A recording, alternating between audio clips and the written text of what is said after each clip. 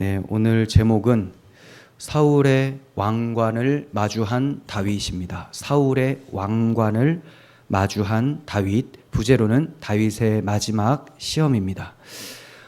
사무엘 하로 들어왔는데 사무엘 상하는 원래 한 권의 책입니다.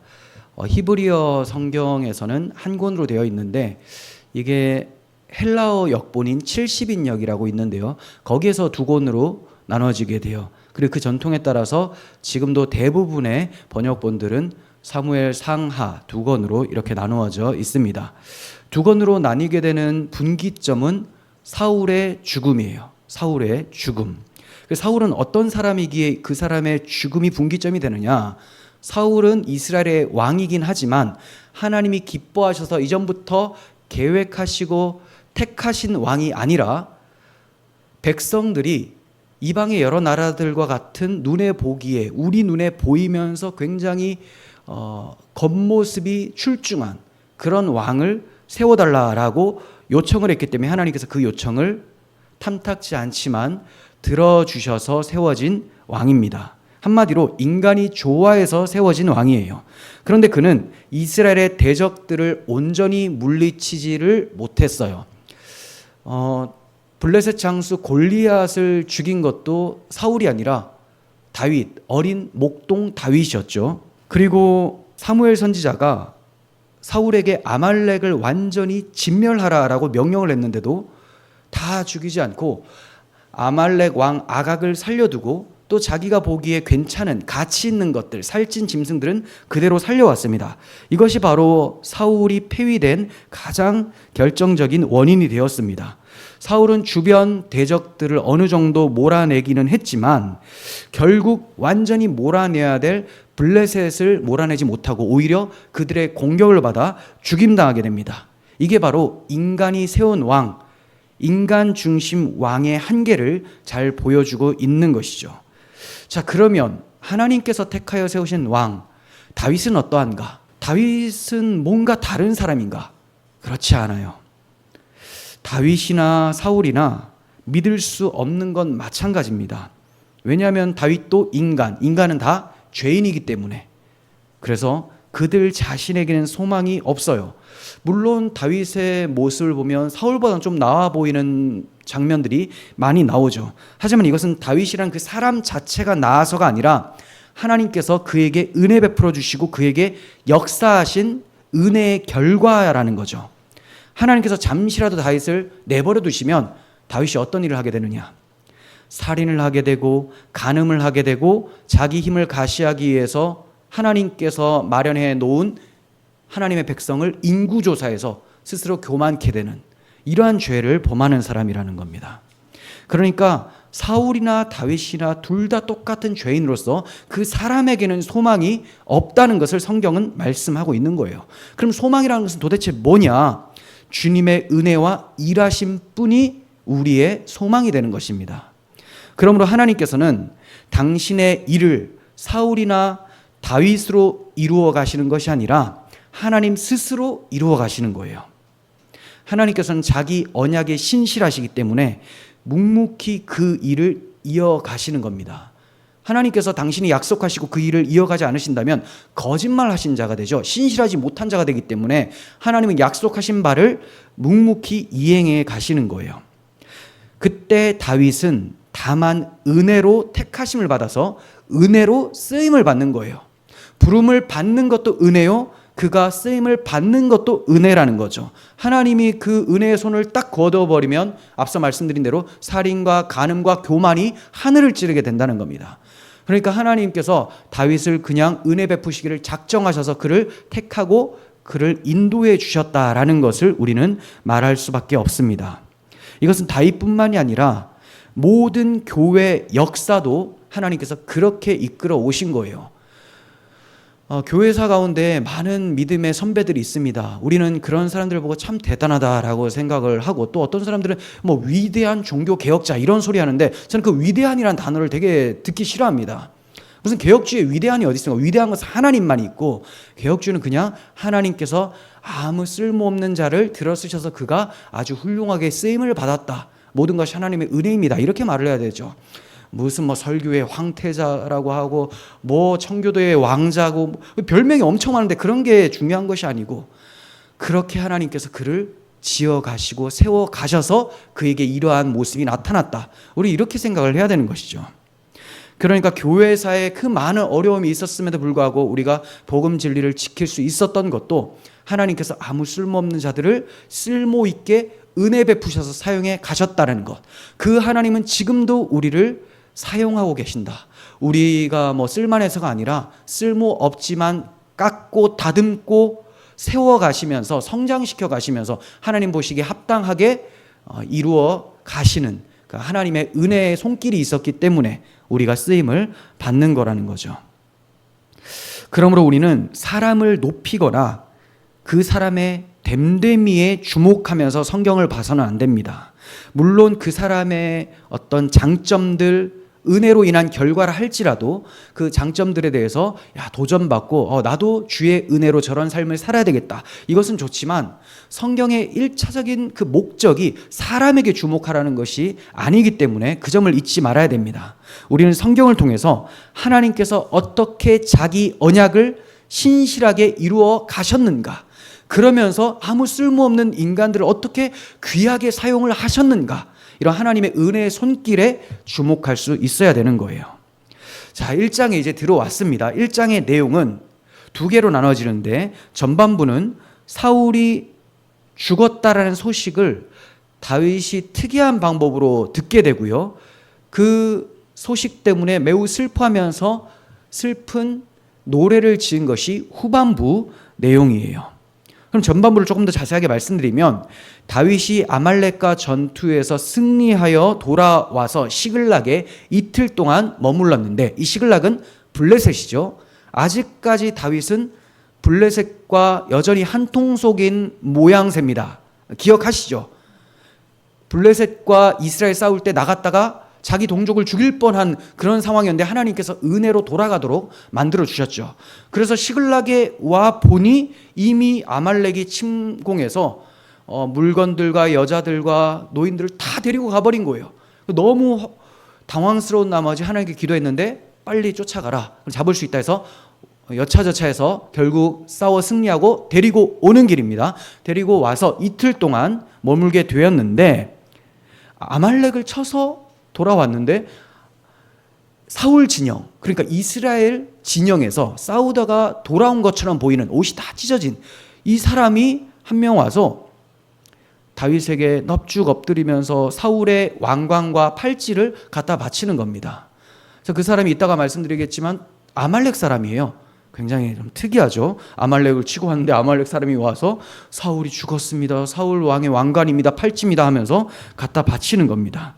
그러자 다윗은 기뻐하지 않고 그 사람이 자기가 사울을 죽였다고 했기 때문에 그러면 감히 네가 여호와의 기름 부음 받은 자를 죽였으니 죽어야 되겠다 해서 죽임을 당하게 됩니다.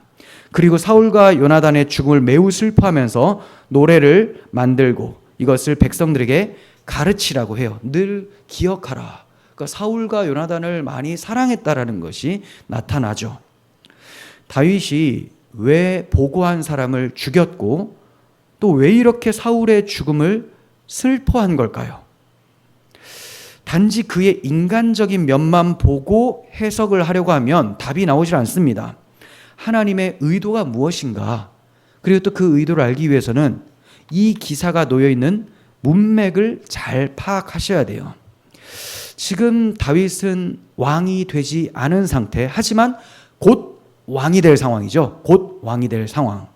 그러니까 하나님께서는 곧 왕이 될 다윗을 일종의 마지막으로 시험하시는 거예요. 물론 이 시험은 하나님이 직접적으로 하셨다기보다는 마귀가 시험하여 들어온 것을 하나님이 허용을 하시는 겁니다. 그렇게 하심으로써 과연 다윗이 신정왕국의 왕이 되어서 하나님의 대리 통치자로 통치할 만한 그릇인가, 자격이 있는가를 시험해 보시는 겁니다. 하나님이 기뻐하시는 마음으로 이 일을, 지금 벌어진 일, 사울이 죽었다고 하고 이 아말렉 산에 보고하고 있는 이 상황을 어떻게 처리하는가, 자기 명예나 자기 사리 사욕에 따라서 이 일을 처리하는가, 아니면 하나님이 기뻐하신 뜻대로 그가 행하게 되는가를 살펴보시는 거라고 할 수가 있는 것입니다. 자, 말씀을 하나씩 보면서 조금 더 자세하게 보도록 하겠습니다. 자, 1절, 2절의 내용인데요. 사울이 블레셋 족속과 싸우다가 죽게 되었는데 다윗은 그동안 아말렉 족속을 치고 시글락으로 돌아와서 이틀을 지나게 되었습니다. 그런데 사흘째 되던 날에 사울 진영에서 한 사람이 다윗을 찾아와서 땅에 엎드려 절을 합니다. 그런데 그의 몰골이 옷이 갈기갈기 찢어져 있고 머리에 흙을 뒤집은 아주 비참하고 지쳐있는, 슬퍼 보이는 이런 모습이었다는 거죠. 이것은 이스라엘 진영에서 나왔으니까 아마도 그들과 함께 싸우다가 도망쳐 나온 것으로 보여지고요. 이스라엘 백성들, 이스라엘 군대가 지금 패배한 상황이기 때문에 매우 슬픔을 자기 옷을 찢으면서 나타낸 것이라고 할 수가 있겠죠. 그가 정말 슬펐을까? 연출이에요, 연출. 자, 다윗이 그에게 너 어디서 오는 놈이냐라고 물어봅니다. 그러자 이스라엘 진영에서 싸우다가 블레셋 족속의 포위망을 뚫고 간신히 도망쳤다라는 식으로 얘기를 해요. 이에 다윗이 그러면 전쟁 상황이 지금 어떻게 돌아가고 있느냐라고 물어봅니다.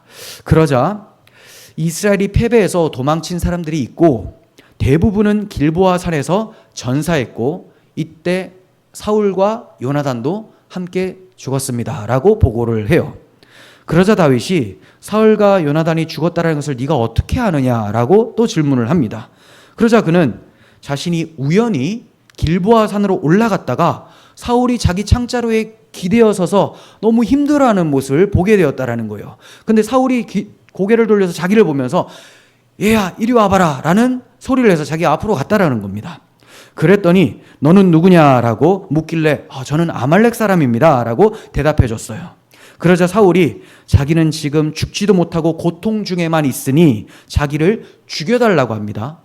그래서 자기가 봐도 사울이 이거 오래 못 갈 것 같고 정말 고통스러워하는 것 같으니까 내가 죽여줘야 되겠다 해서 죽였다라고 해요. 그런 다음에 사울의 왕관과 팔찌를 빼서 이렇게 내 주 다윗께 바치는 것입니다 라고 얘기를 합니다. 내 주 다윗께 바칩니다. 이렇게 지금 얘기를 하고 있어요. 뭐가 조금 이상하죠. 뭐 맞는 말 같으면서도 이상하고, 또 우리가 사무엘상 31장 바로 앞장에서 본 기사와 좀 다르죠. 그러니까 이걸 잘 모르는 사람들은 이 봐라 31장 내용하고 사무엘하 1장의 내용이 다르니까 성경이 역시 무오하지 않다, 성경은 편집됐고 잘못된 것이 있다라고 하는 그런 무식한 소리를 하는 사람들이 많은데, 모르면 그냥 모른다, 이거 왜 이러지, 어렵네, 이렇게 가야지 편집되었다 뭐 이렇게 생각해서는 절대 안 됩니다. 자, 이렇게 알리는 사람이 어느 족속이라고 하죠? 아말렉 족속이라고 했어요, 자기가 스스로. 그리고 13절에서도 자신을 아말렉 사람으로서 외국인의 아들이라고 얘기를 해요. 외국인의 아들. 그럼 어느 쪽 입장에서 설명한 거예요?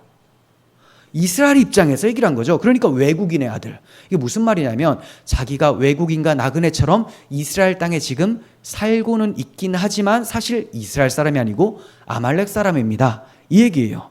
그래서 이스라엘 진영에서 도망해 왔다라고 얘기를 하죠. 용병으로 출전했다가 이제 도망해서 온 거죠. 그러니까 그는 이스라엘 땅에 이주해 와서 사는 아말렉 사람이었다라는 겁니다. 참 상황이 기이합니다. 다윗이 아말렉 사람을 쳐 죽이고 돌아오고 있는데 아말렉 사람이 와서 지금 사울과 요나단이 죽었다고 보고를 하고 있으니, 그리고 자기한테 내 주여라고 하면서 왕관을 드리고 있으니, 이거 뭐 내가 이스라엘의 왕이 되는 건가, 아말렉 사람의 왕이 되는 건가, 좀 이상한 느낌이 들지 않겠습니까?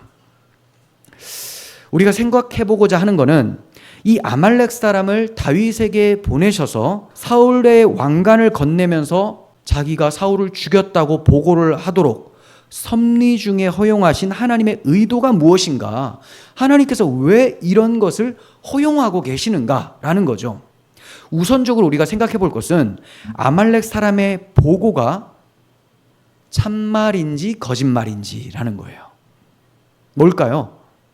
거짓말이죠, 거짓말. 성경의 기록자가 거짓말을 하겠습니까? 아니면 이 사람이 말하는 게 거짓되겠습니까? 말하는 게 거짓되죠. 사무엘상 31장은 성경의 기자가 그대로 기록을 한 거죠. 근데 여기서는 이 사람이 말을 하는 건데 서로 달라요. 그러면 요놈이 거짓말 하는구나, 이렇게 보시면 되겠죠. 다윗이 아말렉 사람한테 요나단과 사울이 죽은지 네가 어떻게 알았냐라고 했는데 이 사람이 뭐라고 했죠? 제가 우연히 길보아 산에 올라갔는데 사울을 봤습니다, 이렇게 얘기를 해요. 우연히 길보아 산에 올라가? 용병이 싸움에 출전했는데 길보아 산에 올라갔다면, 이 말은 길보아 산에서 지금 아주 접전이 일어나니까 싸우러 의도적으로 올라갔던지, 그죠? 아니면 다 끝나고 나서 이제 전리품을 취하려고, 아니면 죽은 사람들의 그 폐물을 훔쳐가려고 한, 둘 중에 그런 행동이란 거죠. 의도적인 거지 우연히 길보아 산에 다 막 이야 죽여라 이러고 있는데 우연히 굴러 간다? 이런 건 없어요. 그러니까 여기서부터 거짓말이 시작되고 있는 것을 좀 보게 됩니다. 자, 그러니까 그는 전사자들의 유품을 챙기려고 다 죽은 상태에서, 사울이 죽고 요나단이 죽고 완전히 죽고 이런 상태에서 쓱 와서 사울을 봤더니 죽어 있죠. 팔찌를 빼고, 팔고리를 빼고, 그 다음 왕관을 빼서 가지고 오는 거죠. 그리고 자기가 사울을 죽였다고 말을 했는데 이것도 거짓말이죠.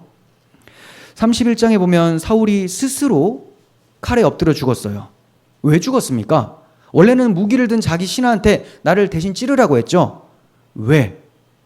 저 할례 받지 못한 이방인 블레셋 사람이 자기를 죽이고 모독할 것이 두려웠기 때문에, 내가 명예롭게 죽어야 되는데 저놈들의 손에 죽는 것은 죽는 것보다 더 싫다라고 해서 자기 부하한테 죽여달라고 한 거예요. 근데 부하가 난 그렇게 못하겠습니다 하니까 칼에 엎드려서 스스로 목숨을 끊었습니다.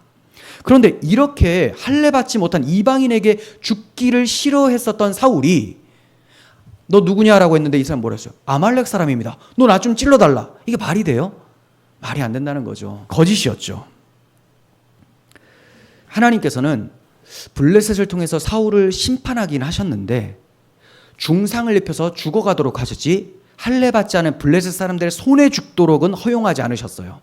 그러니까 아무리 인간이 요구해서 세운 왕이라도 하나님께서 기름 부어 세우셨기 때문에 그런 수치는 멸하도록, 그렇게 되면 결국 누구의 명예가 더러워집니까? 기름 부어 세우신 하나님의 영광과 명예가 모독을 받기 때문에 스스로 죽도록 하나님께서 허락하시고 블레셋 사람들이 결국 죽이지 못하도록 하셨다는 거죠. 그런데도 이 아말렉 사람은 제가 가서 죽였습니다라고 하며 다윗에게 나아오고 있습니다. 왜 이런 거짓말을 하고 있는 걸까요? 예상이 되죠? 사실 왕관이나 팔찌나 이거 자기가 챙겨도 얼마나 값비싼 물건입니까? 그런데 왜 갖다 바치면서 내 주께 가지고 왔습니다라고 하나요? 이제 다윗이 곧 왕이 될 거라는 것을 눈치챈 것이고, 그렇게 되면 자기에게 한 자리 주지 않을까, 나에게 어떤 큰 보상을 해주지 않을까라는 생각에서죠. 하지만 이것을 문맥적으로 보면 다윗이 왕위에 오르기 전에 치러야 될 마지막 시험으로 볼 수가 있죠. 아말렉 사람이 사울의 왕관을 취득하게 된 것 자체가 굉장히 기이한 일이죠.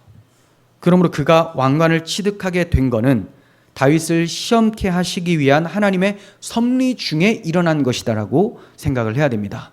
그러니까 다윗이 이 아말렉 사람을 어떻게 대하는가에 따라서 다윗 안에 그 마음에 뭐가 들어있는지가 드러나게 된다는 거예요.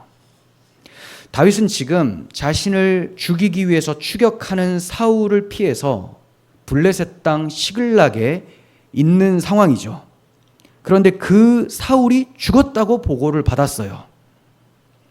다윗에게는 사울을 죽일 수 있는 절호의 기회가 2번이나 있었는데 자기는 하나님께서 기름 부어 세우신 왕을 해할 수가 없다, 이것은 하나님께서 원하시는 것이 아니다라고 말하면서 결코 죽이지 않았습니다. 그런데 자기 손으로는 죽일 수 없었지만 혹시 누군가 죽여준다면, 그것도 자기 동족이 아니라 이방인 아말렉 사람이 죽여준 거라면 기뻐해야 될 일처럼 느껴지잖아요. 나는 손대지 않았는데 누군가 대신 죽여줬다, 기뻐할 수 있을 것 같지 않습니까? 그리고 여호와께서 말씀하신 대로 왕위에 오를 날이 다가왔기 때문에 얼마나 기쁜 날이에요. 사울은 죽었고 이제 여호와께서 말씀하신 대로 내가 왕이 되면 되는 거 아닌가, 이 생각이 들죠. 이때 다윗이 어떤 반응을 보이는가에 따라서 그 마음에 뭐가 있는지가 드러나는 거예요. 지금 아말렉 사람은 다윗을 넘어지게 하는 시험하는 사람으로 등장을 하고 있습니다. 그가 다윗 앞에 왕관을 내밀었고 금으로 된 팔고리 이런 거를 내놓았습니다. 왕의 것이죠. 이게 뭐예요? 당신이 이제 왕이 되시면 됩니다. 금이고 영광, 그러니까 물질과 권력, 명예를 다 갖게 되는 것이 왕관과 팔찌라는 거예요. 그러니까 다윗을 흔들 만한, 유혹할 만한 충분한 도구가 되는 것이 왕관과 팔찌였다라고 볼 수가 있죠. 다윗이 이 사울의 왕관 앞에 서 있습니다. 자, 어떻게 행하게 됩니까? 굉장히 큰 시험에 빠질 수 있는 상황인데 우리는 이런 상황에서 주님의 3번의 시험 받으심을 떠올리게 됩니다. 다윗이 2번이나 사울을 자기 손으로 죽일 수 있었음에도, 그럴 기회가 있었고 힘이 있었음에도 그러지 않은 것은 마치 예수님께서 돌을 떡으로 만들 수 있었음에도 그렇게 하지 않으신 그런 시험과 비슷하다고 보여집니다. 자, 그리고 다윗에게 왕관으로 유혹한 것은 마치 예수님 앞에 천하 만국을 보여주면서 마귀가 너 나에게 절을 하면 내가 이 모든 권위와 영광을 너에게 주겠다라고 한 시험과 유사하다고 할 수가 있겠죠. 생각해 보세요. 다윗이 만일 아말렉 사람에게 보상이라도 했다면 이제 그가 왕이 되는 것, 그리고 영광과 부를 얻는 것, 이것이 누구의 공로가 되고 말아요? 사울을 대신 죽여준 아말렉 사람의 공로가 되는 거죠. 보상을 해주면. 그러면 하나님이 자기를 세우셨다라는 것이 아니라 아말렉 사람이 나를 세웠다라고 인식이 되도록 많은 사람들에게도 그런 영향을 미칠 거예요. 그리고 이 아말렉 사람을 곁에 두고 충신처럼 이렇게 둬야 되는 상황이 되겠죠. 이러한 모습과 또 비슷한 것이 성경에 나오는데요. 아브라함이 소돔에 살던 조카 롯이 사로잡혀 갔다라는 소식을 듣고 롯을 구하기 위해서 내 왕을 추격하면서 격파하고 돌아왔을 때 일이에요. 소돔 왕이 아브라함에게 이렇게 말을 합니다. 당신이 구출해온 사람들은 나한테 다시 돌려보내주고 당신이 빼앗은 이 물품들, 이거 원래 우리 것이지만 자, 당신이 빼앗았으니까 이 물품은 당신이 취하라라고 해요. 자, 이 물건은 네가 취하라. 나는 포로들, 빼앗겼다 포로들만 달라라고 했을 때 아브라함이 뭐라고 하느냐? 창세기 14장 22절. 아브라함이 소돔 왕에게 이르되 천지의 주제시요 지극히 높으신 하나님 여호와께 내가 손을 들어 맹세하노니 네 말이, 그러니까 네가 이렇게 말할 것 같다라는 거예요.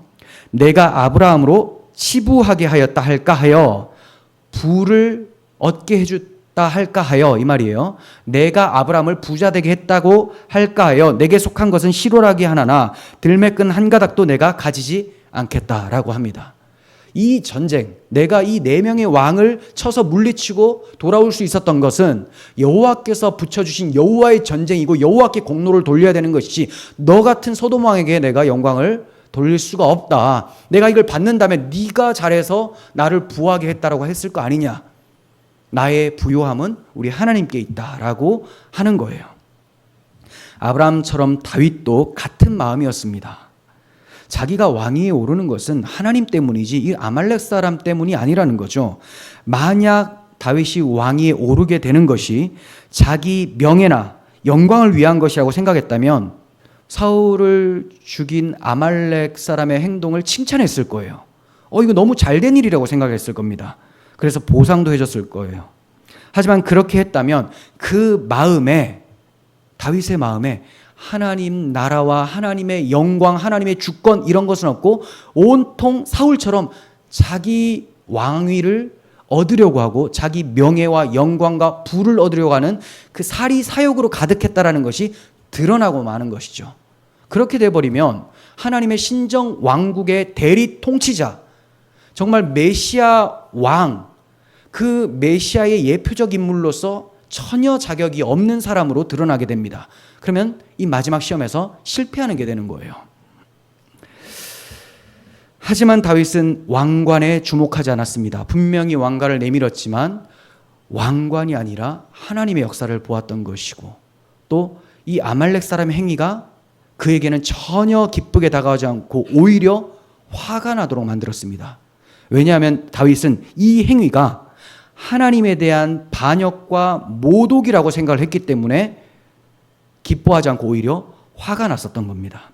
그러므로 다음과 같은 반응을 하게 되는데요. 11절 12절 보시면 다윗이 사울의 비보를 듣자마자 즉시 자기 옷을 갈기갈기 찢고 슬퍼하기 시작을 하죠. 그리고 그와 함께 있던 부하들도 다윗과 함께 옷을 찢으면서 슬퍼해요. 그리고 사울과 요나단을 비롯해서 길보아 산에서 죽은 이스라엘의 전사자들을 위해서 매우 슬퍼하면서 저녁 때까지 금식하고 웁니다. 이것은 사울을 자기의 대적으로 여기지 않았다라는 거죠. 참 이상하지 않습니까? 분명히 사울은 다윗을 죽이려고 했는데 다윗은 사울을 대적으로 여기지 않아요. 이게 왜 그러냐? 모든 어려움들, 이런 환난들이 결국 하나님의 모든 섭리와 주권 안에서 이루어지는 것이기 때문에 하나님이 자기를 고난이나 환난을 통해 성장시켜 가시는 하나님의 손길로 봤다라는 겁니다. 굉장히 놀라운 믿음이고 그리고 성숙한 생각이죠. 그냥 눈앞에 보이는 저 사람이 나를 치려고 하니까 저놈은 내 원수다, 이것이 아니라 내가 더욱 하나님을 의지할 수 있도록 하나님께서 나를 저 사람을 통하여 훈련시키고 있구나.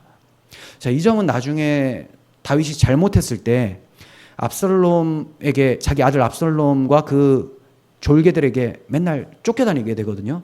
그때 시므이라고 하는 사람이 엄청 다윗을 모독을 해요. 막 따라다니면서 막 욕을 합니다. 사실 그 옆에 장수들이 있었어요. 다윗 옆에. 단칼에 가서 없애버릴 수도 있었음에도 제가 그렇게 할까요? 라고 하니까 다윗이 하지 마라. 저 사람이 나를 욕한 것이 아니라 하나님이 지금 나에게 이러한 고통을 주고 있는 것이다 라고 얘기를 합니다. 그러니까 왜 다윗이 사울을 대적으로 여기지 않았냐면 하나님의 손길로 보고 있었다는 거죠. 고난을 하나님의 손길로 본 거예요. 그리고 정말 원수와 같은 자도 그는 하나님의 사랑 안에서 또 하나님의 주권과 섭리 안에서 사랑의 대상으로 볼 수 있는 신앙 인격을 가지고 있었던 것입니다. 잠언 24장 17절은 이러한 다윗의 인격을 잘 나타내 보이는데요. 내 원수가 넘어질 때 즐거워하지 말며 그가 엎드러질 때 마음에 기뻐하지 말라.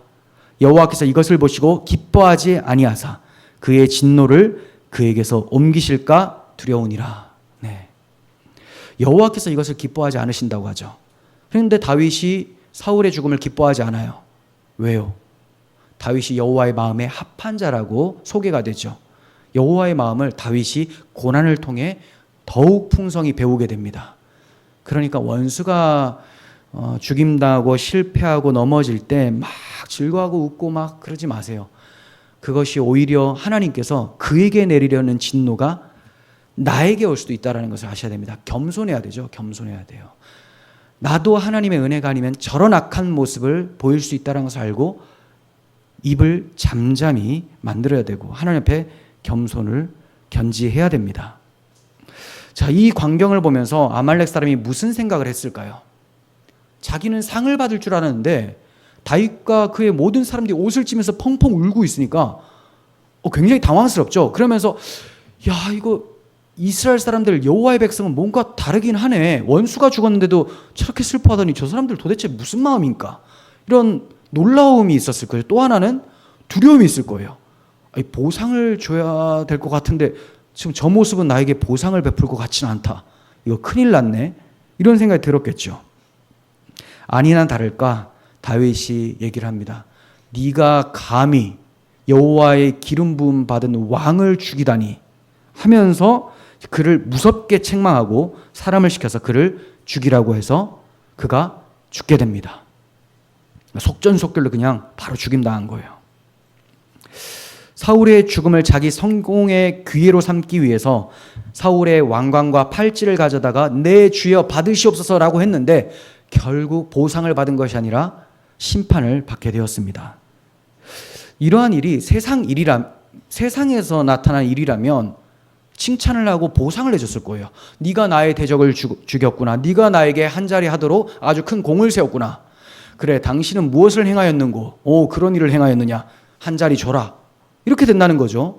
그런데 여기서는 죽음을 맞이했어요. 왜 그렇습니까? 지금 이 전쟁은 여호와의 전쟁이에요. 블레셋과 이스라엘이 싸운 것은 분명히 블레셋이 지금 이스라엘 이겼으나 여호와의 백성이 전쟁에 나아가서 싸웠죠. 근데 하나님께서 여호와의 백성이 반역했기 때문에 그들에게 징계를 내리신 것이지 여호와의 백성이 싸운 싸움이기 때문에 여호와의 전쟁입니다. 이스라엘의 모든 전쟁은 여호와의 전쟁이라고 말씀을 드렸죠. 그런데 이 여호와의 전쟁에 공로가 있다면 누구의 공로가 되는 것이냐? 하나님의 공로죠. 오직 하나님의 공로. 그런데 여기서 거짓말로 자기 공로를 하나 내세우면서 보상을 받으려고 했다는 거죠. 그리고 지금 이스라엘 군대가 패망했는데 자기 사리사욕을 채우기 위해서 거짓말로 이렇게 얘기하고 있는 거예요. 그러니까 이스라엘 나라 전체가 아니라 자기만 보고 있는 거죠. 그러니까 두 가지예요. 자기밖에 모르는 놈. 또 하나는 하나님의 영광을, 그 공로를 자기가 가로채려고 했었던 것. 하나님의 영광과 공로에다가 숟가락 하나 딱 얹었더니 뭐가 돌아오냐? 죽음이 돌아오는 거예요. 하나님이 우리에게 은혜 베푸시고 복을 주시는데 하나님 그래도 저도 이거 했지 않습니까? 라고 하는 순간 그거 하나 때문에 더러운 점이 하나 딱 찍히기 때문에 이 사람은 구원과 아무 상관이 없는 사람이 된다는 거죠. 진짜 구원받은 사람은 하나같이 하는 말이 오직 하나님의 은혜입니다. 아무리 자기가 많은 봉사를 하고 헌신을 해도 다 주의 은혜고 나는 해야 될 것을 했을 뿐입니다. 주의 은혜를 받았는데 어떻게 가만히 있습니까? 가만히 못 있어서 한 것을 어떻게 내 공로로 내세우겠습니까? 다 주의 은혜입니다. 이렇게 말을 하게 된다는 거죠. 성경의 복은 자기 공로를 주장하며 받아내는 것이 아니에요. 세상의 복은 내가 뭔가를 했으니 받는 개념, 보상의 개념이죠. 성경의 복은요, 오직 하나님의 공의만 의지하게 되고 자랑하게 되는 것이 성경의 복입니다. 그러니까 내가 하나님께 복을 받았습니다라고 하는 사람의 특징은 자기는 없어요. 나는 아무것도 한 것이 없고 처음부터 끝까지 주님이 다 하셨습니다. 이게 바로 진짜 성경이 주는 복 받은 사람의 특징이에요. 그래서 바울이 다윗에 대해서 얘기를 하면서 일한 것이 없이 하나님께 의로 여기심을 받은 사람의 복에 대하여 다윗이 말한 바 불법이 사함을 받고 그 죄가 가려짐을 받은 사람은 복이 있고 주께서 그 죄를 인정하지 아니하실 사람은 복이 있도다 함과 같으니라 라고 말을 합니다. 이게 무슨 말이에요? 아브라함이나 다윗이나 자기가 하나님 앞에서 죄인인데 아무것도 행한 것 없이 의롭다함을 받았어요. 그러니까 죄를 용서받은 거예요. 불법이 용서를 받고 죄가 가려짐을 받았어요. 속죄를 받은 거죠. 근데 이게 하나님 편에서 뭐예요? 너에게 의를 주겠노라. 그러니까 다윗이나 아브라함이 아무 잘한 것이 없는데 하나님이 너 의인이야 라고 인정해 주셨다는 거죠.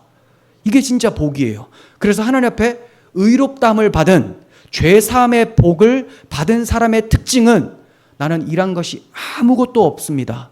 하나님의 오직 은혜입니다 라고 말을 하게 된다는 거예요.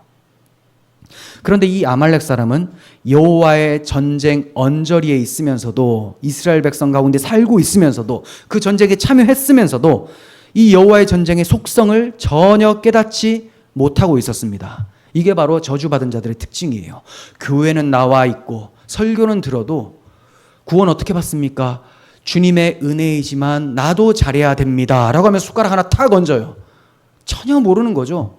내가 잘한 것은 주의 은혜로 잘하게 된 것입니다. 이렇게 말해야 되죠. 그러면 그 은혜는 당신이 잘한 것은 도대체 뭡니까? 그 본질이 뭡니까? 그건 내가 결국 잘한 게 아니게 되는 거죠. 겉으로 볼 때는 잘한 것처럼 보이지만 주의 사랑과 그 은혜가 밀려와서 나에게 가만히 있지 못하도록 만들었으니 이것 또한 주의 공로입니다. 그럼 당신 오직 은혜로만 구원받네요? 아멘. 이게 은혜 받은 사람, 구원받은 사람. 하지만 교회 나오면서도 그래도 나에게 공로가 좀 있지 않을까? 내가 저 사람보다 기도 많이 했으니 선행 많이 했으니 하늘의 상이 크겠지라고 하는 사람은 상은커녕 구원도 받을 수가 없는 거예요. 그러니까 우리가 교회에 있으면서 딴 생각하면 안 돼요. 설교 들으면서 지금 이게 다 교리입니다. 교리. 어떻게 구원을 받는가? 구원론에 대한 교리예요. 근데 교리하면 딱딱해. 그 딱딱한 것을 계속 딱딱하다고 생각해서 마음이 딱딱해지면 그래서 천국에 어떻게 들어갑니까? 구원의 방법을 모르는데, 은혜를 멸시하고 자기 행위를 의지하는데, 자기 행위를 의지한다는 것은 100% 내가 다 했습니다 라고 말하는 걸 정도를 말하는 게 아니고요. 99를 하나님이 하셨지만 1은 내가 했습니다. 이게 지금 제가 주의를 주고 있는 그 자기 행위라는 거예요. 이 1%라는 것이 결국은 구원은 내가 해야 됩니다 라는 말이에요. 결국은 이건 맞아요. 결국 구원에 나의 의지가 동반되고 고백이 동반됩니다. 이건 맞는데 이 고백이, 이 의지가 그냥 나오는 거겠어요? 에베소 2장 1절에서 허물과 죄로 죽었던 너희를 예수께서 살리셨다라고 해요. 죽었던. 죽은 자가 무슨 의지가 있고 뭘 할 수가 있겠습니까? 자기가 할 수 있는 건 아무것도 없다는 거예요. 그러니까 내가 했다고 인식되는 것은 이미 은혜가 밀려온 거죠. 그런데도 이러한 은혜의 교리를 모르고 계속 자기 행위를 주장하고 남들과 차별성을 얘기를 하고 또 천국 상급의 그 차별성, 차등성을 세상 관점에서 이해하고 이러한 것이 여전히 땅에 속한 사람들의 특징이라는 것을 보여주는 것입니다. 아브라함과 다윗이 받은 복은 오직 은혜로 의롭다함을 받는 복이었어요. 하지만 이 아말렉 사람은 그렇게 은혜의 울타리 주변을 맴돌면서도 여호와의 전쟁에 참여했으면서도 거기서도 자기 공로를 취하려고 거짓으로 내가 이런 일을 했습니다 하고 다윗한테 왕관을 들이밀고 있는 것입니다. 이게 바로 저주받는 자들의 특징이죠. 이 사람뿐만이 아니에요. 이스라엘 사람들 중에도 이런 사람이 많았습니다. 다윗이 얼마 전에 아말렉과 싸우러 나갈 때 같이 참전했었던 사람들 있죠. 이 사람들이 다 물리치고 돌아오면서 중간에 낙오한 사람들, 이 사람들 보면서 다윗이 자 이제 우리가 취한 것을 좀 나누어 주자라고 하니까 이 사람들이 뭐라고 했어요? 저 사람들 중간에 퍼졌기 때문에 한 것이 아무것도 없습니다. 주지 맙시다. 그냥 저들의 가족들만 돌려주고 전리품은 우리끼리 취합시다라고 했어요. 이걸 성경적 가치관은 이 사람들을 뭐라고 평가하느냐? 악한 자와 불량배라고 해요. 악한 자와 불량배. 근데 이게 세상적 관점에서 악한 자와 불량배입니까? 아니죠. 자기가 열심히 했으면 자기가 받는 것 당연해 보인다라는 거죠. 근데 지금 이 전쟁이 누구의 전쟁이에요? 다윗이 또 아말렉을 치는 것도 여호와의 전쟁이죠. 그러니까 뭔가 자기가 공로를 차지하려고 하고 자기에게 무슨 보상을 달라고 하는 것은 여호와의 전쟁의 성격을 전혀 모르는 사람들, 이게 저주받은 자들이고 악한 자, 불량배라는 평가를 성경이 내리고 있는 거예요. 자, 또 생각해 볼 것은 다윗이 사울의 죽음의 소식을 들을 때에 옷을 찢고 슬피 울고 금식을 한 거라는 거죠. 이걸 보면서 역시 다윗은 자기를 박해한 선왕까지도 사랑하는 좋은 사람이구나 라고 하는데 그쳐서는 안 됩니다. 좋은 사람은 맞죠, 다윗이. 그런데 그게 끝인가? 만약 다윗이 개인의 유익이나 욕망만을 생각했다면 자기를 그토록 죽이려고 한 사울의 죽음을 기뻐할 수도 있었을 거예요. 내가 죽이진 않았지만 누군가 죽여줬으니, 그리고 이제 고생이 끝났잖아요. 더 이상 추격하는 사람이 없잖아요. 얼마나 좋아요. 시글락에서 벗어날 수 있는 겁니다. 기뻐할 수 있죠. 하지만 다윗이 옷을 찢고 슬퍼하며 금식을 했어요. 왜 그래요? 사울의 죽음을 단순히 개인의 죽음으로 본 게 아니고 이스라엘의 영광이 꺼져갔다라는 것으로 본 거예요. 다른 말로 하나님의 영광과 그 명예가 더럽힘을 받았다라고 본 것입니다. 사울이 그냥 사울이 아니고 별로 마음에 들지 않는 왕이지만 하나님이 기름 부어 세워주신 왕이잖아요. 그가 죽었기 때문에 이스라엘의 영광이 땅에 떨어진 게 돼요. 그럼 누구의 영광이 땅에 떨어지느냐? 여호와의 영광과 여호와의 이름이 이방인 중에서 모독을 받게 되는 거라는 거죠. 그래서 슬퍼한 거예요. 그냥 아이고 사울 불쌍해 이게 아니고 분명히 마음이 아픈 건 확실해요. 그 정도에 그쳐서는 안 된다라는 겁니다. 지금 사울은 개인이 아니라는 것을 다윗은 알고 있어요. 그래서 아말렉 사람한테 뭐라고 하냐면 네가 사울 왕을 죽였느냐라고 하지 않았죠. 네가 여호와의 기름 부음을 받은 사람을 죽였느냐라고 해요. 여호와께 기름 부음을 받은 사람, 여호와께서 세우신 왕을 네가 죽여? 그러면 여호와의 이름이 너로 인해서 모독을 받는 거잖아. 네가 여호와께 반역하고 대항한 게 되잖아. 나는 그것이 싫어서 죽을지언정 사울에게 악을 악으로 갚지 않았는데 너는 네 손을 들어서 여호와의 기름 부음 받은 자를 죽이다니. 그래서 여호와의 이름과 그 영광이 모독을 받은 것 때문에 화가 나고 슬픔에 잠겨 있었던 거예요. 그것 때문에 또 애가를 지었죠. 그래서 이 애가의 첫 소절을 보면 다윗이 뭐 때문에 슬퍼했는지가 잘 나옵니다. 19절 보시면 이스라엘아 내 영광이 산 위에서 죽임을 당하였도다. 사울이 이스라엘의 영광인 거예요. 왜냐? 그의 머리에 여호와의 기름 부으심이 있었기 때문에. 그렇습니다. 다윗이 옷을 찢으며 슬퍼 울며 금식한 것은 여호와의 거룩하신 이름을 위해서예요.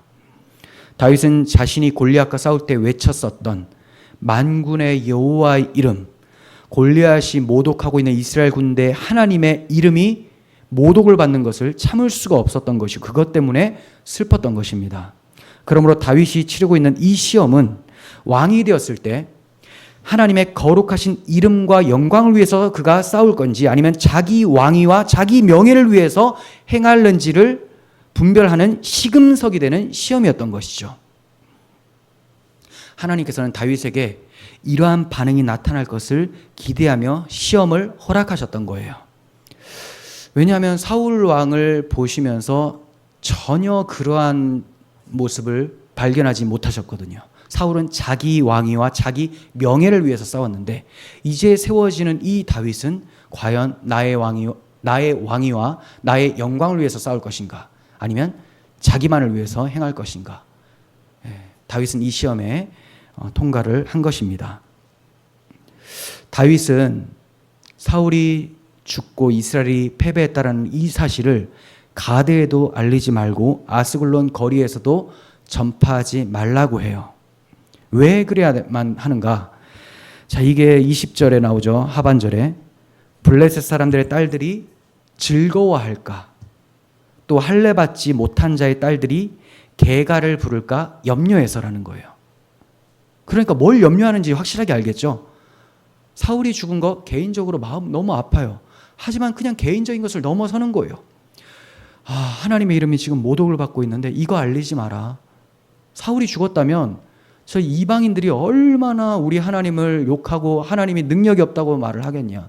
하나님이 능력이 없어서 이스라엘이 졌습니까? 하나님이 사울을 심판하신 거잖아요. 하나님이 능력이 없어서 북이스라엘이 아수르에 패망하게 되고 또 바벨론이 남유다를 잡아 포로로 끌려가도록 가만히 내버려 두셨습니까? 하나님의 징계 회초리였죠. 그래서 하나님께서 다시 돌아오게 하실 때 뭐라고 하세요? 이방인 가운데 여러 나라에서 더럽힌 나의 이름을 위해서 내가 다시 고국 땅으로 너희를 들여보내겠다라고 하시는 거예요. 다윗이 이 마음을 알고 있었던 겁니다. 하나님의 마음과 합하였기 때문에 하나님이 이방인들에게 이름이 모독되는 것을 다윗이 너무 싫어하고 마음 아파했었던 거예요. 다윗은 시편에서도 이렇게 기도를 합니다. 13편 4절 두렵건대 나의 원수가 이르기를 내가 그를 이겼다 할까 하오며 내가 흔들릴 때 나의 대적들이 기뻐할까 하나이다. 자기를 막 죽이려는 원수들, 대적들이 자기가 너무 괴롭고 막 넘어지면 너무 즐거워하고 기뻐할까가 두렵다. 왜냐? 그것 때문에 우리 하나님이 아무 힘이 없다고 모독할 것이기 때문에. 자기가 죽는 거, 자기가 고통스러운 거 염려하는 게 아니에요. 하나님의 영광을 위해서. 너무 아름다운 신앙 아닙니까? 이게 다윗에게만 있어야 될 신앙이 아니고 오직 주님의 은혜로만 구원받은 모든 자들은 주님의 이름과 그 영광을 위해서만 살아요. 그래서 우리 주님께서도 그의 나라와 그의 의를 위하여 구하라라고 하잖아요. 그의 나라와 그의 의를 구하라. 자기 먹을 것, 입을 것, 마실 것 이런 거 염려하지 말고 하나님의 나라, 하나님의 이름, 하나님의 영광, 하나님의 의를 구하는 것. 이것이 성도가 마땅히 해야 될 거예요. 다윗의 마음 중심에는 언제나 하나님의 명예와 하나님의 영광이 자리에 있었습니다. 사울이 죽었으니 이제 위협이 사라지고 왕위에 오르게 되었다는 기쁨보다는 하나님의 이름이 이방인 중에 모독을 받는 것을 마음 아파했었던 거예요. 성도들에게 찾아오는 시험은 크게 두 가지 양상으로 옵니다. 다윗도 마찬가지죠. 하나는 사울에게 박해를 받았죠. 박해. 두 번째는 왕관을 들이밀면서 이 영광을 받으시옵소서라는 거예요. 유혹입니다. 유혹. 항상 두 가지로, 마귀는 이 두 가지로 시험해요. 기독교를 물리적으로 박해를 합니다. 정권을 통해서, 악인들을 통해서 박해하고 죽여요. 이게 안 통하거든요. 이게 기독교는 이것 때문에 안 무너져요. 역사적으로 지금 2000년 교회사 이것 때문에 무너지지를 않았어요. 다 죽이면 그냥 굴 파가지고 들어가서 거기서 카타콤에서 생활하고 그냥 살아납니다. 그럼 이제 이게 어떻게 마귀가 계속 이 방법을 할까요? 이게 안 되는데 또 꾀를 쓰죠. 그러면 아주 달콤한 것으로 유혹해야 되겠다. 그래서 맛있는 거 앞에 쫙 제공을 합니다. 그럼 박해고 뭐고 가만히 있어도 이거 맛보니까 너무 좋은 거예요. 성경을 봐야 되는데 성경보다는 그래도 자극적인 유튜브나 뭐 영화나 이런 거, 그리고 세상적인 흥미거리들 이런 걸 막 찾게 되고, 하나님의 일을 위해서 헌신하는 것보다는 세상에 자기 육체의 쾌락이나 사람들에게 인정받는 것을 추구하게 되고, 그러니까 점점 거기에 박해 하나도 없이 다 빠져들면 살았다 하는 이름은 가졌으나 죽은 자가 돼버리는 거죠. 이 두 가지 있습니다. 두 가지. 계시록에 가도 마귀가 사용하는 것은 거짓 선지자와 적그리스도입니다. 거짓 선지자는 종교 지도자들, 다른 거 전해가지고 기팔랑거리게 해서 엉뚱한 거 따라가게 만들고, 적그리스도는 정치나 이런 무력을 통해서 압박을 하는 거, 두 가지라는 거죠. 다윗은 이 둘을 다 받고 있었어요. 하지만 결국 하나님의 은혜 가운데서 승리하게 되었습니다. 하나님 중심의 믿음으로 물리쳤어요. 말하자면 예수님께서 자기가 십자가를 지지 못하도록 만류하고 항변하고 있었던 베드로를 향해서 사탄아 물러가라, 너는 나를 넘어지게 하는 자로다 라고 한 것과 마찬가지죠. 자기를 죽지 못하도록 그렇게 붙잡고 막 화를 내는 제자를 보면 사랑스러워야 되잖아요. 근데 주님은 그것이 시험이라는 걸 알거든요. 주님이 십자가 안 지면 다 끝이에요. 그게 마귀의 최종 유혹입니다. 십자가 지지 못하도록. 많은 분들이 예수님이 십자가에서 죽는 것이 마귀의 목표였고 그것이 승리하는 것인 줄 알았는데 결국 자기가 지는 것이었다, 이렇게 이제 해석을 많이 해요. 근데 저는 거기에 동의를 하지 않고 끝까지 십자가를 못 지도록, 십자가를 못 지도록 하기 위해서 박해도 하고요. 매를 맞아보니까 아프잖아요. 더 두렵게 만듭니다.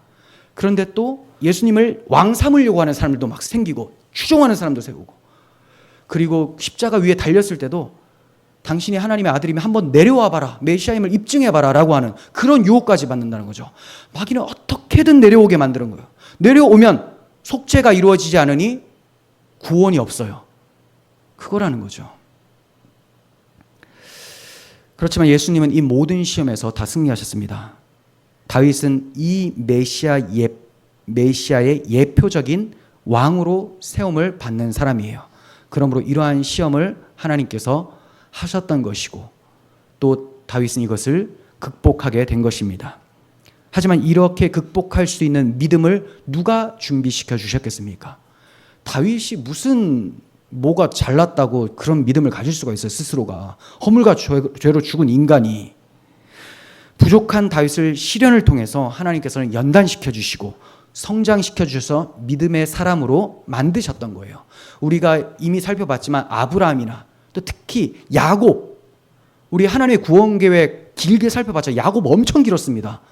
제가 빨리 끝내야 되는데 탈출을 못할 정도로 야곱의 인생이 참 길었는데, 그 왜 그래요? 하나님께서 이렇게 못난 사람을 고난을 통해서 점점 바꾸어 가시더라. 그래서 그가 바로 앞에 딱 서니까 제가 이 나그네의 험악한 세월을 살았습니다 하면서 자기 정말 힘들었다. 그런데 오직 하나님의 은혜였다라는 것을 그가 고백하는 자리까지 이르게 한다는 거죠. 그래서 결국 그가 숨지기 전에 뭐 합니까? 침상에 딱 일어나서 무릎 꿇고 병들었음에도 힘들게 일어나서 무릎 꿇고 하나님께 기도하고 죽어요. 결국 하나님께 영광 돌리는 거죠. 그를 그렇게 만들어내신 것은 하나님이에요. 다윗이 이런 시험에서 이기게 하신 분도 하나님이요. 물론 예수님은 그럴 필요가 없는 게 예수님이 하나님 자체시기 때문에, 하나님의 아들이시기 때문에 이겨내셨습니다.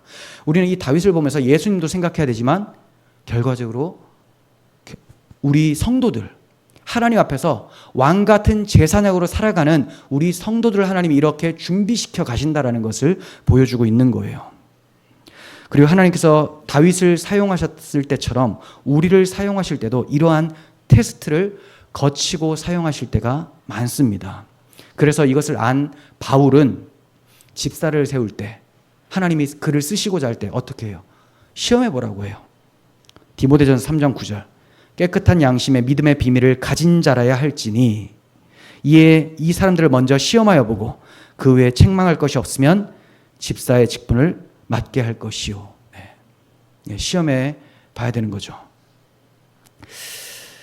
그러니까 우리 스스로가 자기를 한번 돌아보셨으면 좋겠어요. 내가 지금 하나님께서 나를 이끌어가고 있는 이 시간 속에, 이 상황 속에서 나는 어떻게 반응하고 있는가.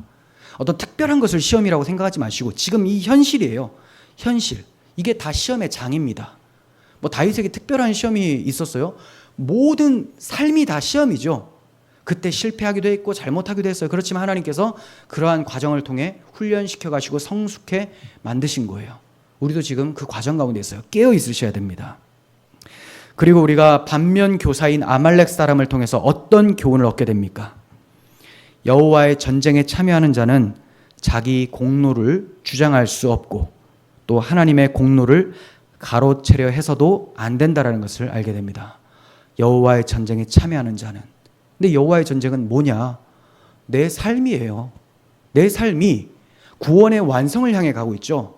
완성된 천국을 향해서 구원의 완성을 위해 달려가고 있는 겁니다. 이게 여호와의 전쟁이에요. 내 안에서 여러 어려운 일들이 발생하고 내 환경과 내 속에서 수많은 전쟁들이 일어납니다. 이것을 이기게 하시는 분이 여호와입니다. 그러니까 여호와께만 의지하고 여호와의 공로만을 힘입어야 돼요. 그리고 다 우리가 이기고 나서도, 그러니까 성화의 삶으로 거룩한 삶을 살고 나서도 내가 있다고 자랑할 것이 아니라 오직 주님의 은혜입니다라고 고백을 해야 되는 것이죠. 여러분, 우리의 모습이 어떻습니까? 예수님을 믿는다고 하면서도 마치 아말렉 사람의 모습을 하고 있지 않은지 돌아보시길 바랍니다. 자기 공로를 주장하며 또 교회 공동체의 이익이 아니라 자기 개인의 유익을 위해서 그런 이익 때문에 예수님을 찾아왔다면 그건 오히려 죽임당하는 일이 되는 거예요. 오직 하나님의 은혜와 주권만 높이고 또 의지하는 우리들이 되었으면 좋겠습니다. 또한 나의 사적인 이해 득실이나 우리 교회라는 이해 득실에 머물 것이 아니라 더 넓게 보편 교회, 하나님 나라, 복음을 외치는 하나님의 교회들을 위해서 그렇게 헌신하시고 기도하시고 이를 위해 여러분들의 삶을 주님께 의탁하는 모두가 되기를 간절히 소원합니다. 기도하겠습니다. 하나님 아버지, 다윗의 믿음을 보며 그의 믿음을 쥐고 성장시켜 가신 하나님의 손길을 보게 하심에 감사를 드립니다. 하나님 아버지, 박해와 유혹이 찾아와도 흔들리지 않는 믿음을 허락하여 주시옵소서. 모든 공로가 주님께만 있고 주님의 이름과 그 영광을 위해서만 우리의 삶의 목적이 점철될 수 있도록 우리의 믿음을 세워가 주시옵소서. 아말렉 사람과 같이 은혜의 언저리에 있으면서도 하나님의 전쟁, 구원의 복음이 무슨 의미인지를 모르고 잘못 행하는 그런 저주받은 삶을 살지 않게 하여 주시고 오직 주님의 구원의 공로, 주님께만 있음을 고백하며 주께만 영광 돌리는 저희 모두가 되게 하여 주옵소서. 우리 구주 예수 그리스도의 이름으로 기도합니다. 아멘.